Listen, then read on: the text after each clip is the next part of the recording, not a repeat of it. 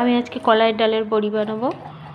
আগের দিন রাতে আমি কলাই ডালটা ভিজিয়ে রেখেছিলাম। ভেজার পর বেশ ভালো করে ধুয়ে এটাকে জলটা ঝরাতে দিয়েছিলাম যাতে ঝরঝরে হয়। মিক্সিতে পিষবো তো, শক্ত থাকলে তাহলে বড়িগুলো সুন্দর হয়, উঁচু উঁচু হয়। এই জন্য আমি মিক্সিতে পিষে নিচ্ছি বেশ ভালো করে। তার মধ্যে আমি শুকনো লঙ্কা ভিজিয়ে ওর মধ্যে দিয়ে দিয়েছি। 1 কেজি মতো কলাইয়ের ডাল ভিজিয়েছি, মিক্সিতে পেস্ট করে নিলাম। তা ফাঁকে ফাঁকে পেস্ট করতে দিয়ে আমি বাঁধাকপির তরকারি বসিয়েছি। বাঁধাকপির তরকারি করছি। বাঁধাকপিটা নেড়ে নিলাম একটু, এর মধ্যে মটরশুঁটিও দিয়ে দিলাম, নিয়ে এবার ঢাকা দিয়ে বসিয়ে দিলাম। কলাইয়ের ডালটা পিষে নিয়েছি, নিয়ে বাটির মধ্যে জিরে, মৌরি, দেখো জিরে দিলাম, মৌরি দিলাম। আমার শাশুড়ি মাও বানায় এগুলো, কালো জিরে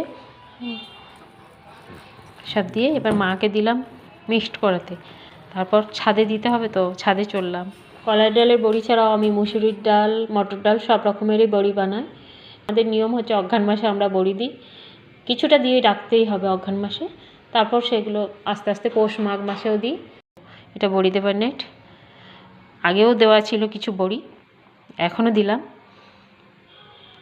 দেখো মা দিয়ে দিচ্ছে, মা না পারলে আমি তখন দিয়ে দিই। এই সহজ পদ্ধতি, তোমরাও বানিয়ে নেবে ঘরে। মাঝে মাঝে এটা খেতে খুব ভালো লাগে।